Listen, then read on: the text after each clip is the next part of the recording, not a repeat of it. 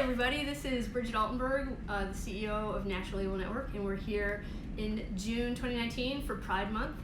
Today we wanted to talk with one of our students from IT Career Lab who's a trans person, talk a little bit about her experience as a job seeker who happens to be trans, and also her experience in working with employers. I'll just have a nice conversation with Moxie. Moxie, welcome. Thank you for coming today. Thank you for having me. I love that you've already got your coloring going on for Pride Month, so well done. Well, definitely. I always like a lot of color. Yeah, well, I apologize for not, I'm like all gray, so I did this on purpose so that you could pop. Okay, so we'll just go with that. Yeah, we'll with that.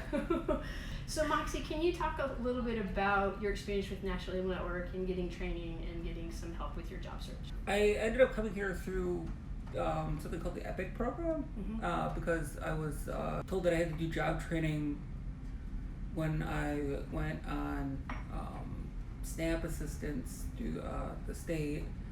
And at first they didn't know what to do with me because I do have college education. They're like, but then I had heard about the EPIC program and I was like, if I qualify for that, I would like to do that, because I knew that having IT certification, because I have a master's degree in library science, would actually make me look more attractive to some of the smaller suburban library systems where they want their librarians to be IT staff and librarians and janitorial staff and whole different issue there. Run, the whole one-man band.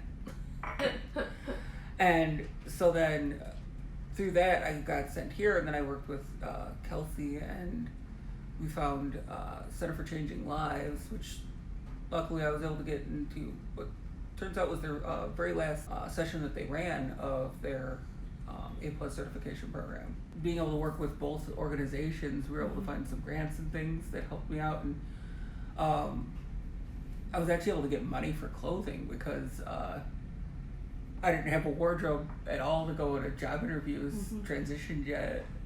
I had like 2 or 3 pieces of clothing I picked up from the Salvation Army, and then like a couple of things that sort of fit that my friend had given me.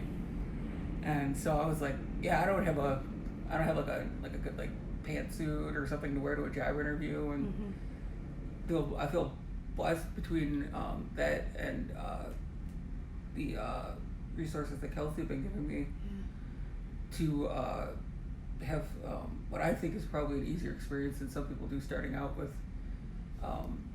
transitioning and presenting in the world, especially when needing to professionally. Yeah. Because I know that's really difficult.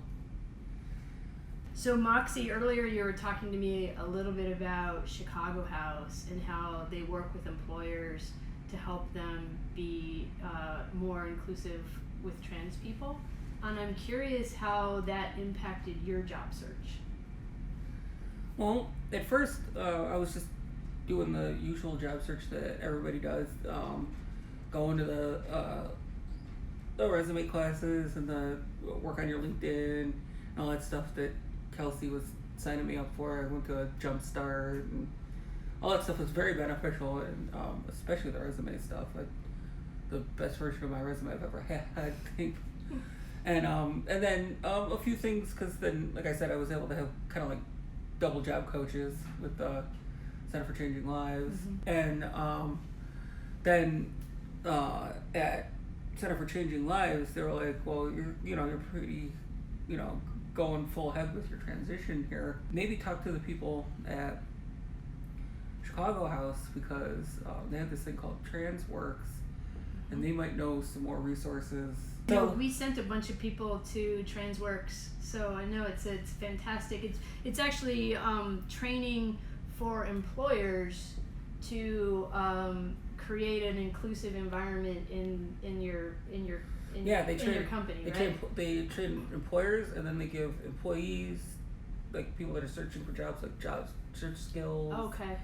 And then they have a drop-in where, like, because some people aren't, because as far as I'm concerned, I consider myself very fortunate with some of my friends and the little bit of family, the very little bit of family I have that is accepting, to have enough resources that I'm better off than some people that end up there.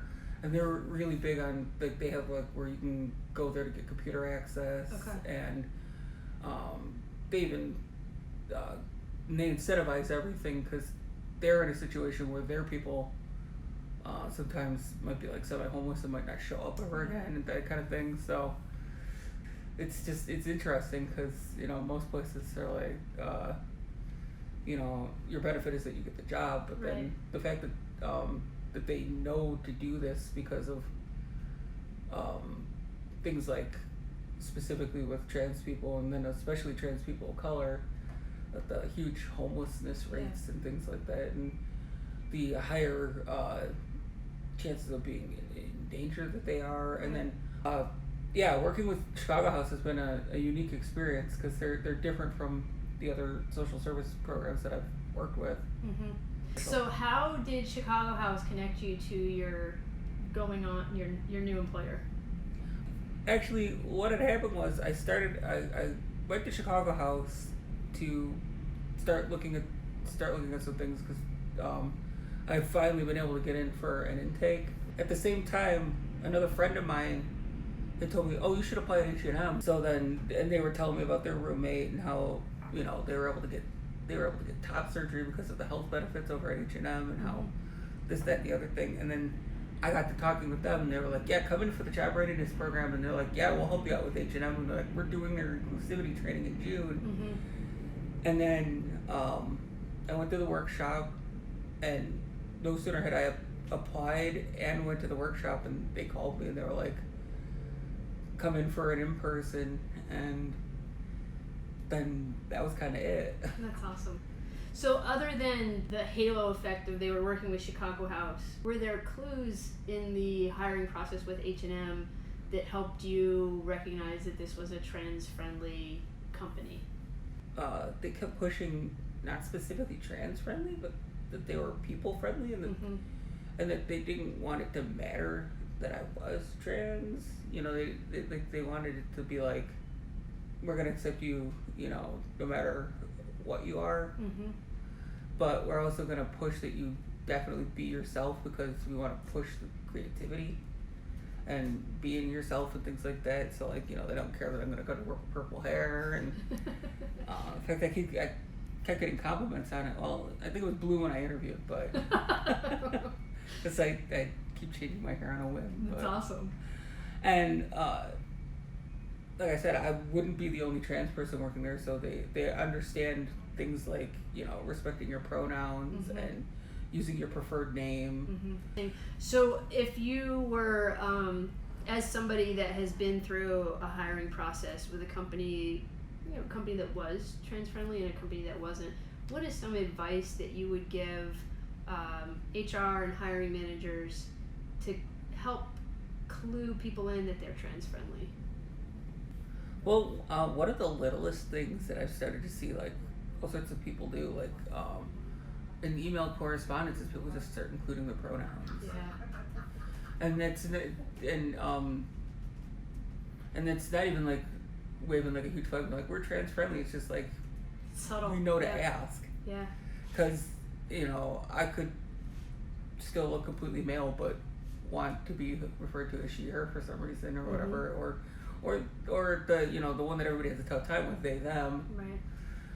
And, you know, it's good to know. And I've talked with a lot of people where, you know, it's a big deal once they finally get, like, some of the upper management be like, "Oh, you at least include your pronouns in your email signature." That means a lot, even though it doesn't seem like it's anything.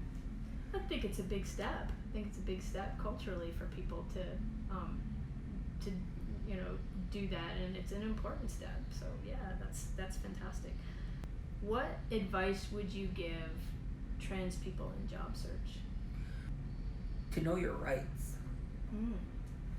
Because there were a lot of things that I was entitled to speak up about that I didn't know about in certain things. But then I found out later on, after going through the job readiness and stuff with Trans Works over at Chicago House, that under Illinois law, because they have all these safe passage laws, that employers are required to let me use my preferred name because it's not a nickname. It's my preferred name because I'm transgender, and I didn't know that, so I didn't know to argue for it.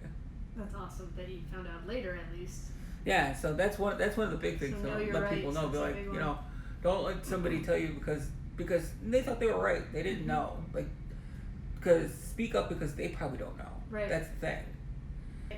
Well, I think it's interesting that your experience with one employer and another employer and how different they are. It shows how much work we have to do to make sure that all companies operate like H&M does. You know, that's just a standard practice. You know, the way that other things have evolved in the hiring process. We need to still do a lot of work, and I'm grateful for Chicago House for doing that TransWorks training. I think I'm just going to say to employers, please look into Chicago House and the TransWorks training. You'll be amazed at things that your hiring managers don't do or don't know, and the message that it sends to the trans community. So I think that's definitely something people can take away. I really love your advice for job seekers on using multiple resources. So National Able Network and Kelsey and the EPIC program, Chicago House, Center for Changing Lives. Those are all great resources to get your job search on track. And also to know your rights. And if you need help standing up for your rights, let me know. I'm a trained military person, so I can do what I need to do to make sure that people are respecting our trans community. Moxie, anything else we want to talk about? Besides how you get that awesome color? So as we are coming to the close of Pride Month, the last thing I want to say is to find ways to be trans-friendly, not just in June, but throughout the year. And for those trans job seekers, come to National Able Network, find Chicago House, find Center for Changing Lives. There's a lot of great resources that are really going to be behind you and help you as you go through job search, and are really there for you. And so there's a lot of great opportunities for you to have a successful job search. And again, not just in June. I know it's Pride Month and we really kind of focus on LGBT issues in June, but we need to be thinking about LGBT community and particularly the trans community, which is going through all kinds of issues around bias and harassment, and we need to really, it starts in your company, it starts at home, to treat people with empathy and kindness, and we can all do that every day of the year and not just in June. So happy Pride Month, everybody. Thank you so much to Moxie for coming in and joining us today. And bye.